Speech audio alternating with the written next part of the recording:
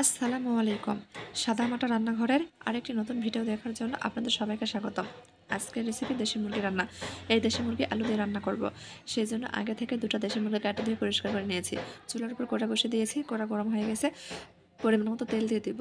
তেল গরম হয়ে গেলে কাটা রাখা পেঁয়াজ কুচি দিয়ে দিব। পেঁয়াজটা নাড়াচাড়ে নরম হয়ে আসা পর্যন্ত ভাজা নিব। পেঁয়াজ নরম করে ভাজা নেওয়ার পর এর মধ্যে গরম মশলা দিয়ে দিব। কালো এলাচ, লং, দারচিনি, লবঙ্গ দিয়ে পেঁয়াজটা লাল করে ভেজে নিব। পেঁয়াজ লাল হয়ে আসলে পরিমাণ মতো পানি দিয়ে দিব গুঁড়া মশলা দেওয়ার জন্য। 1.5 টেবিল চামচ আদা রসুন বাটা, স্বাদ মতো লবণ,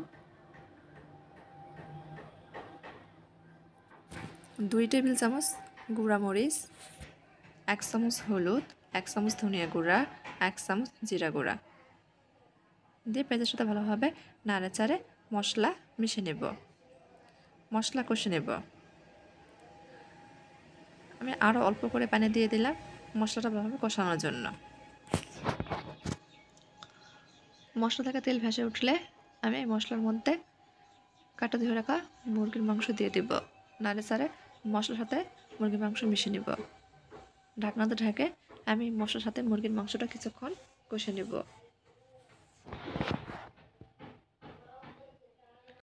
ঢাকনাতে ঢেকে রাখার কারণে মুরগির মাংস থেকে পানি ছেড়ে দিবে। আমি অফ ক্যামেরাতে মুরগির মাংসর পানি শুকিয়ে নিয়েছি। এখন এর মধ্যে আমি আলু দিয়ে দেব। আলু দিয়ে মুরগির মাংসের সাথে ভালোভাবে কষে নেব আর বারবার নাড়াচাড়া দেব যাতে নিচে পুড়ে না যায়।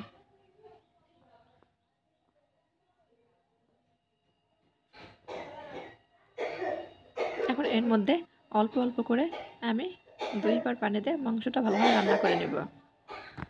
আমার এই সাদামাটা ঘরোয়া রান্না যদি আপনাদের একটু ভালো লেগে থাকে আমার চ্যানেলটা দয়া করে সাবস্ক্রাইব করে দিবেন, লাইক কমেন্ট শেয়ার করবেন। আমার কথাবার্তা রান্নায় কোনো ভুল হয়ে থাকলে সবাই ক্ষমা সুন্দর দৃষ্টিতে দেখবেন। মাংস থেকে তেল ভেসে উঠেছে। আমি আরও অল্প পরিমাণ পানি দিয়ে দিব মাংসটা ভালোভাবে রান্না করে নেওয়ার জন্য। নাড়াচাড়া দিব। আমার মাংস থেকে পানি প্রায় শুকিয়ে আসছে। আমি এবার ঝোলের পানি দিয়ে দিলাম। ঢাকনা ঢাকা দেব আর বারবার নাড়াচাড়া দেব। রান্না হয়ে গেছে, পরিবেশন করে দেখাচ্ছি। দেখেন মাশাআল্লাহ কত সুন্দর কালার আসছে। আজকের মতো এই পর্যন্ত। সবাই ভালো থাকবেন। আবার দেখা হবে নতুন কোনো ভিডিওতে। আল্লাহ হাফেজ।